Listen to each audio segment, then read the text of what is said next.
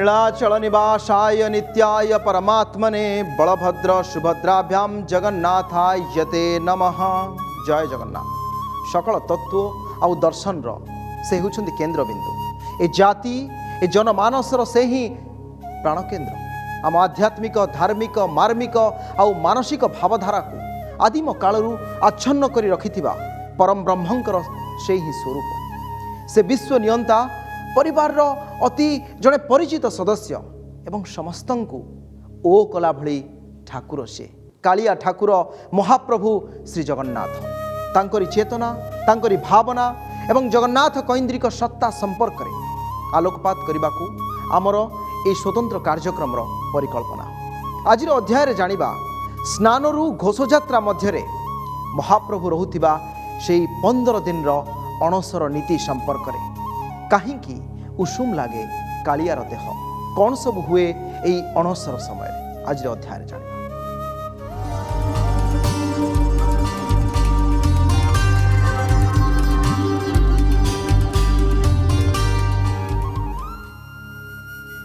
यथा देहे तथा देवे यार अर्थ है जहाँ मनीषों क्षेत्र में हुए ठीक से या ठाकुरों क्षेत्र में भी होता है। जगतर नाथ परम ब्रह्म जगन्नाथों पाखरे जाति बड़ नुहे जगत बड़ मनीष बड़ मनीष पणिया ही बड़ आउ खास से तो से जगतर नाथ स्वयं श्री जगन्नाथ कली जुगरे से एमिति एकमात्र ठाकुर जे कि सत्य सनातन परम ब्रह्म पूर्ण ब्रह्म दारु ब्रह्म एवं सर्वोपरि मानव ब्रह्मर भी से प्रतीक। से होउछन्ति अवतारी तांकठारु सबु जीव जगतर सृष्टि अवतार एवं विश्व ब्रह्मांडर सृष्टि। गीत गोविंद रे सबु देवादेवी को अवतार भाव में जयदेव वर्णना करिथिबा बेले महाप्रभु को वर्णना करिसंती अवतारी भाव में। कली जुगरे से महाप्रभु श्री जगन्नाथ जेतेबेले जीए जो रूपरे जो गुणरे जो भावरे जो भक्ति जो श्रद्धारे तांकु डाकिछि ता निकटकु से अचिरे चली जाते।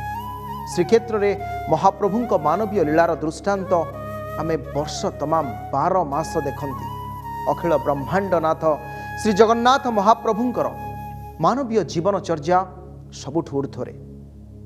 मर्त्य वैकुंठ नीलाचल रे से दिव्य लीला रचना पूर्वक विश्वर सर्वप्राचीन देवता भाव महिमावंत तांकर नित्य नैमितिक पूजा विधान पूर्व जहाँ सब रही निर्धारित पर्वपर्वाणी जानी यात्रा लौकिक होई मध्य दिव्य अनन्य असाधारण। समग्र भारत वर्ष रे एपरि कौनसी नीतिबहुल मंदिर नहीं जहाँकि श्रीमंदिर सहित तुलनीय।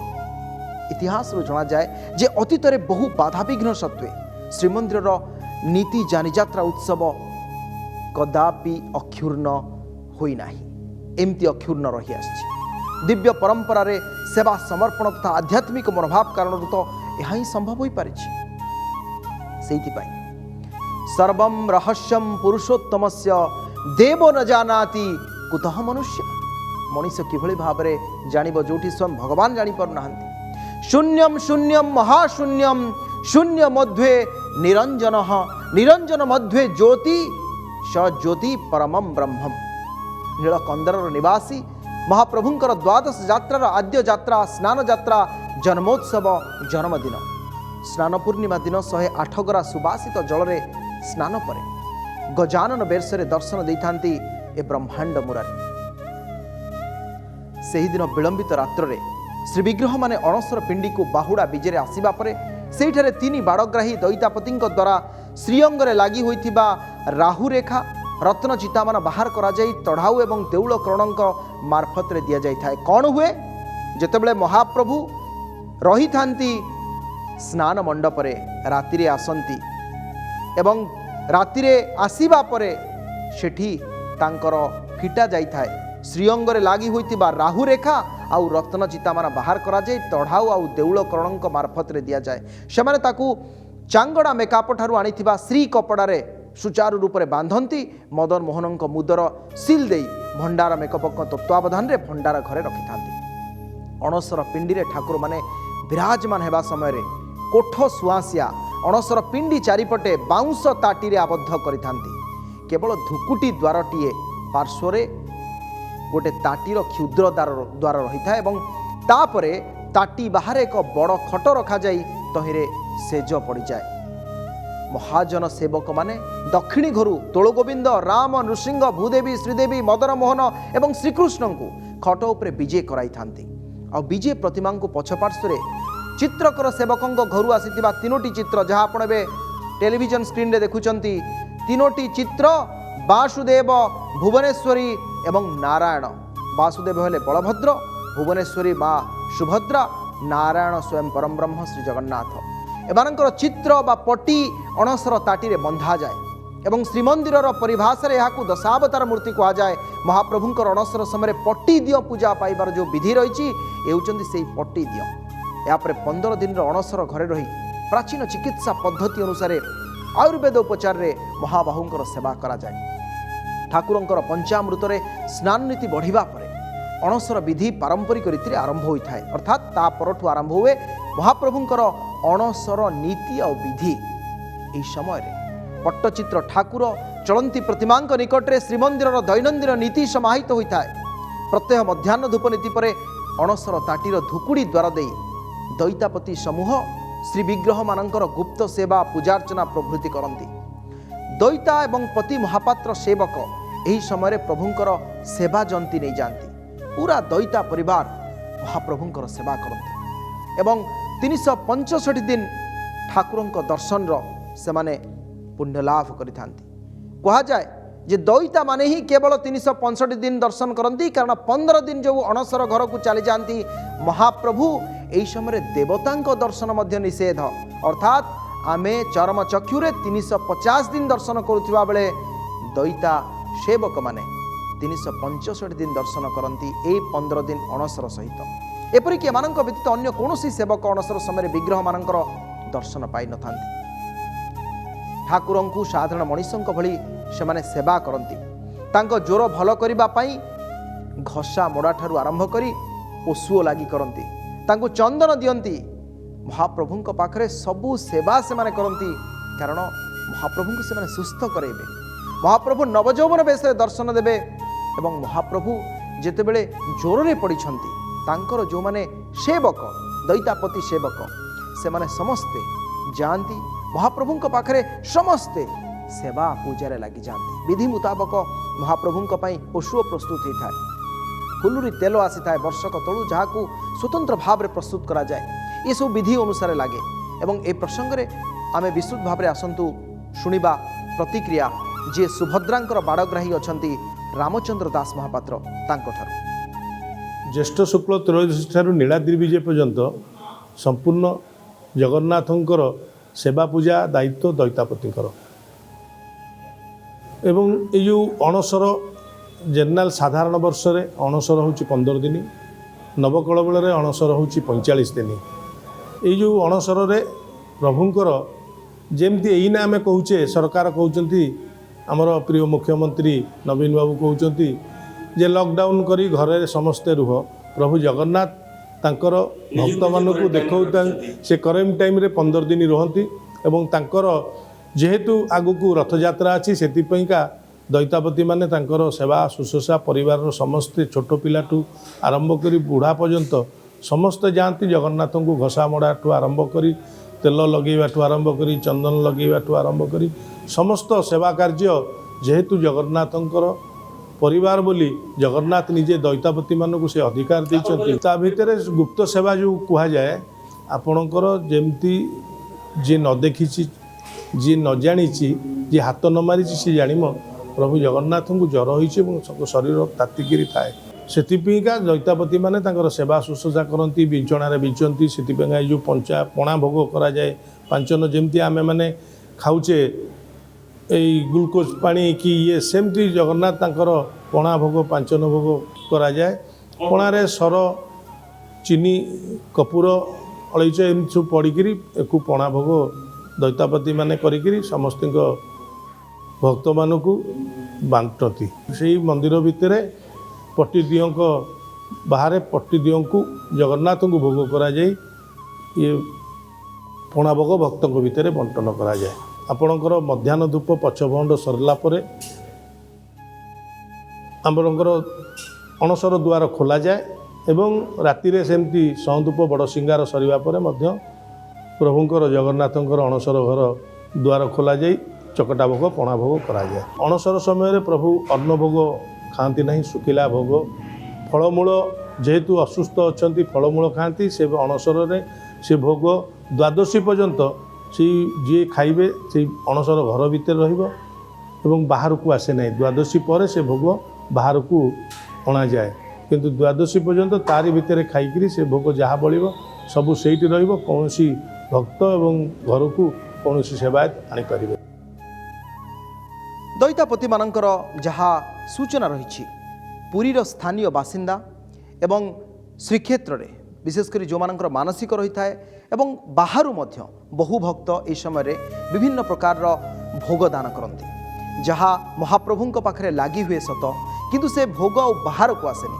ଦ୍ୱାଦଶୀ ପର୍ଯ୍ୟନ୍ତ, ଏକାଦଶୀ ତିଥିର ରାତ୍ରି ପର୍ଯ୍ୟନ୍ତ ସେ ଭୋଗ ସେଇଠି ହିଁ ରହେ। 10% ଭୋଗ ଲାଗି ହୁଏ, ଆଉ ଯାହା ସବୁ ଭୋଗ ରହିଲା ସେ ସବୁ ଭୋଗ ସେଇଠି ରହିଥାଏ। ଅର୍ଥାତ୍ ଅଣସର ପିଣ୍ଡିରୁ ଭୋଗ ନା ଦଇତାଙ୍କ ଘରକୁ ଯାଏ ନା ଭକ୍ତଙ୍କ ପାଇଁ ବାହାରକୁ ଆସେ। ଏବଂ ତାପରେ ଏକାଦଶୀ ପରେ ପରେ ଦ୍ୱାଦଶୀ, ତ୍ରୟୋଦଶୀ, ଚତୁର୍ଦ୍ଦଶୀ ଏବଂ ତାପରେ ପରେ ଆଉ ସବୁ କ'ଣ ବିଧି ରହିଛି ଏ ସମ୍ପର୍କରେ କଥା ହେବା, ଜାଣିବା ଏବଂ ଆହୁରି ବିଶେଷଜ୍ଞ ମଧ୍ୟ ଆମ ସହିତ ରହିବେ, ତାଙ୍କର ପ୍ରତିକ୍ରିୟା ଆମେ ନେବା। ଗଜପତି ରାଜା ତାହାଙ୍କ ରାଉତ। ଏଠି ରାଜା କେବଳ ଜଣେ, ଆଉ ସେ ହେଉଛନ୍ତି ସ୍ୱୟଂ ପରମ ବ୍ରହ୍ମ, ସ୍ୱୟଂ ମହାପ୍ରଭୁ। ତାଙ୍କର ରାଉତ ବା ପ୍ରଧାନ ସେବକ ହେଉଛନ୍ତି ଗଜପତି। ଏହା ହିଁ ମଣିଷ ଓ ଭଗବାନଙ୍କ ମଧ୍ୟରେ ସମ୍ପର୍କ। ସେ ଦେବତା ହୋଇ ବି ରାଜା, କୋଟି ଓଡ଼ିଆଙ୍କର ସେ ମୌଡ଼ମଣି। ଜଣେ ବ୍ୟକ୍ତି ଜ୍ୱର ରୋଗରେ ପୀଡ଼ିତ ହେଲେ ଯେପରି ପଥ ପାଚକ ଔଷଧର ଆବଶ୍ୟକତା ପଡ଼ିଥାଏ, ଠିକ୍ ସେହିପରି ଦାରୁ ବ୍ରହ୍ମରୂପୀ ଶ୍ରୀ ବିଗ୍ରହଙ୍କର ସମସ୍ତ ସେବା ଦଇତାପତି ସେବକମାନେ ଅତି ଆଗ୍ରହ ଏବଂ ନିଷ୍ଠାର ସହିତ କରନ୍ତି। ପୀଡ଼ିତ ରୋଗୀଙ୍କର ଖାଦ୍ୟ ଯେପରି ସରଳ, ତରଳ, ସ୍ୱାସ୍ଥ୍ୟବର୍ଦ୍ଧକ ହୁଏ, ଠିକ୍ ସେହିପରି ବିଗ୍ରହମାନଙ୍କୁ ମଧ୍ୟ ଏଇ ଯେଉଁ 15 ଦିନର ଅଣସର ସମୟରେ କେବଳ ଶୁଖିଲା ଖାଦ୍ୟ, ଚକଟା ଭୋଗ, ଫଳମୂଳ ଏସବୁ ଭୋଗ ଲାଗୁ କରାଯାଏ। ଛତୁ, ଗୁଡ଼ ଖଇ, ପଣସ, ଆମ୍ବ ଏବଂ ପ୍ରସାଦ ଅର୍ପଣ କରାଯାଏ। ତା ସହିତ ଦୁଧ, ସର, ଛେନା, କର୍ପୂର, ଜାଇଫଳ ଏବଂ ନାନାଦି ମିଶ୍ରିତ ପଣା ଭୋଗ ବି ମହାପ୍ରଭୁଙ୍କ ପାଖରେ ଏହି ସମୟରେ ଲାଗି କରାଯାଇଥାଏ। ଆଉ ମଣିଷକୁ ଯେଭଳି ଭାବରେ ଜ୍ୱର ହେଲେ ଆମେ ORS ପ୍ରଦାନ କରନ୍ତି, ଠିକ୍ ସେହିପରି ମହାପ୍ରଭୁଙ୍କୁ ବି ପଣା ଲାଗି ହୁଏ। ଏବଂ ଏହି ସମୟରେ ଠାକୁରମାନଙ୍କୁ ଶୁକ୍ଳ ବସ୍ତ୍ର ଏବଂ ଶୁକ୍ଳ ପୁଷ୍ପ ଧାରଣ ପୂର୍ବକ ଏକ ବସ୍ତ୍ରରେ ରୁହନ୍ତି। ଆଉ ଠିକ୍ ସେହିପରି ଦଇତାପତିମାନେ ମଧ୍ୟ ଏହି ସମୟରେ ଏକ ବସ୍ତ୍ରୀ ହୋଇ ମହାପ୍ରଭୁଙ୍କର ସେବା କାର୍ଯ୍ୟ କରନ୍ତି। ଦେବସ୍ନାନ ପୂର୍ଣ୍ଣିମା ପରେ ପରେ ଦ୍ୱିତୀୟା ତିଥିରେ ଶ୍ରୀଅଙ୍ଗରୁ ସେନାପଟା ଏବଂ ଓଦା ବସ୍ତ୍ର ଓଲାଗି କରାଯାଇଥାଏ। ଚତୁର୍ଥୀ ଦିନ ଶ୍ରୀଅଙ୍ଗ ଖୋଲାଯାଇ ଶ୍ରୀ ପଞ୍ଚମୀ ଦିନ ରାଶି ତେଲ, ଯାହାକୁ ଫୁଲୁରି ତେଲ ଆମେ କହନ୍ତି, ଚୁଆ, କର୍ପୂର, ବିଭିନ୍ନ ପ୍ରକାରର ସୁବାସିତ ପୁଷ୍ପ ଯୁକ୍ତ ରାଶି ତେଲ ତାହା ଲାଗି କରାଯାଏ। ଆଉ ଷଷ୍ଠୀରୁ ନବମୀ ପର୍ଯ୍ୟନ୍ତ ଗୁପ୍ତ ସେବା ଚାଲେ, ବା ଯାହାକୁ ଆମେ ଅଣସର ଗୁପ୍ତ ସେବା କହନ୍ତି। ଦଶମୀରେ ଠାକୁରମାନଙ୍କୁ ଚକଡ଼ା ବା ଚକ ପ୍ରସ୍ତର ନିର୍ମିତ ଯେଉଁ ଗୋଲାକାର ଆକୃତିର ଚକଡ଼ା ସେଇଠିକୁ ବିଜେ କରାଯାଇଥାଏ। ଏକାଦଶୀରେ ଚନ୍ଦନ ଲାଗି ଏବଂ ଦଶମୂଳ ବୈଦ୍ୟଙ୍କ ଦ୍ୱାରା ପ୍ରସ୍ତୁତ ଯାହା ଚେରିମୂଳି ଔଷଧ, ଯାହାକୁ କୁହାଯାଏ ମୋଦକ, ତାକୁ ଲାଗି କରାଯାଏ। ଅଣସର ଏକାଦଶୀ ଦିନ ରାଘବ ଦାସ ମଠ ଆଉ ଶ୍ରୀମନ୍ଦିର ପ୍ରଶାସନ ପକ୍ଷରୁ ପ୍ରଦତ୍ତ ମୋଟ 15 କିଲୋଗ୍ରାମର ଚନ୍ଦନ କାଠକୁ ଘଟୁଆରୀମାନେ ପୂର୍ବରୁ ଘୋରି ରଖିଥାନ୍ତି। ଦକ୍ଷିଣ ଘରେ କର୍ପୂର କେଶର ବଟାଯାଇ ସେଥିରେ ଚନ୍ଦନ ମିଶାଯାଏ। ଏଥିରେ ଆବଶ୍ୟକୀୟ ପରିମାଣର କସ୍ତୁରୀ ମଧ୍ୟ ପଡ଼େ। ଦଇତା ଏବଂ ପତି ମହାପାତ୍ର 3ଟି ବାଡ଼ରେ ସେ ଚନ୍ଦନକୁ ଅଣସର ଗୃହରେ ଠାକୁରମାନଙ୍କ ଶ୍ରୀଅଙ୍ଗରେ ଲେପନ କରନ୍ତି। ଏହି ସମୟରେ ବାହାରେ ପାଳିଆ, ଖୁଣ୍ଟିଆ, ମଣିମା ଡାକ ଦେଇଥାନ୍ତି ଏବଂ ହଡ଼ପ ନାୟକ ବିଡ଼ିଆ ମଣୋହି କରାଉଥାନ୍ତି। ରାଘବ ଦାସ ମଠ ପ୍ରଦତ୍ତ 22 ହାଣ୍ଡି ଖଇ, ତା ସହିତ କୋରା, କଦଳୀ, ପଣସ, ଆମ୍ବ ଏସବୁ ପ୍ରଭୃତି ମଧ୍ୟ ଏହି ସମୟରେ ମହାପ୍ରଭୁଙ୍କ ପାଖରେ ଭୋଗ ଲାଗି ହୋଇଥାଏ। ଆଉ ସେହି ଦିନଠାରୁ ଶ୍ରୀବିଗ୍ରହ ମାନେ ତୁଳସୀ ଏବଂ ବିଭିନ୍ନ ସୁବାସିତ ପୁଷ୍ପ ଲାଗି ହେବାର ଏ ବିଧି ପରମ୍ପରା ମଧ୍ୟ ରହିଛି। ଅଣସର ସମୟରେ ଏକାଦଶୀ ପର୍ଯ୍ୟନ୍ତ ଲାଗୁ ହୋଇଥିବା ଭୋଗ ଅଣସର ଗୃହ ବାହାରକୁ, ମୁଁ ଯେମିତି ପୂର୍ବରୁ କହୁଥିଲି, ଆସେ ନାହିଁ। ତାହା ଅଣସର ଗୃହ ମଧ୍ୟରେ ହିଁ ରହିଥାଏ। ଏ ସମ୍ପର୍କରେ ପଣ୍ଡିତ ସୂର୍ଯ୍ୟନାରାୟଣ ରଥ ଶର୍ମାଙ୍କର ବି ପ୍ରତିକ୍ରିୟା ଅଛି, ଆସନ୍ତୁ ଶୁଣିବା। निशार्ध आसी पहुंच जाए सूर्यंकर अस्तगामी होता है।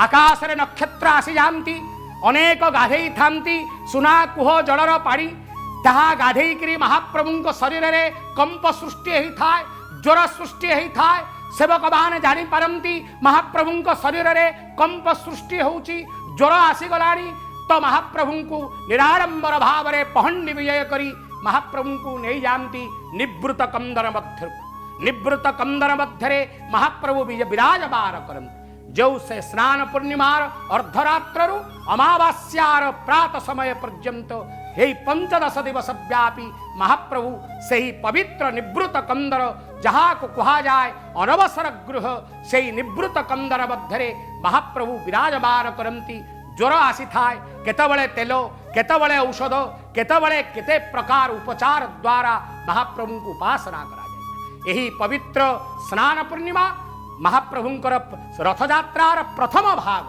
महाप्रभु स्नान करी बेश होई नीलाद्रिक अनवसर गृह को प्रवेश करीगले आउ कालिया सामंतर 15 दिवस व्यापी दर्शनर ए चर्म चक्षुर दर्शनर सौभाग्य प्राप्त होई न था पटी देवता सेठारे उपासित होई थांती जहार नाम पटी दियन उपरे उपासित होई थांती पटी पड़ी थाए अंधकार ही थाए घंट बाजना कहाली बाजना मृदंग बाजना तुलसी महाप्रभु 15 दिवस व्यापी लागे होई न थांती एकादशी हेले तुलसी लागे हेवे गीत गोविंद पाठ हुए ना शुक्ल पुष्प द्वारा महाप्रभुंकर उपासना होई थाए केवल चकटा भोग खाई जररे कंपु थांती निजर आत्मीय जन मानकर द्वारा को न मंत्रम ध्यान योगम न पूजा मंत्र साधन ए समय रे ना ध्यान ना पूजा ना मंत्र ना जंत्र कौन सी व्यवहार पटी दियंकर किंतु समस्त प्रकार विधि विधान अनुसार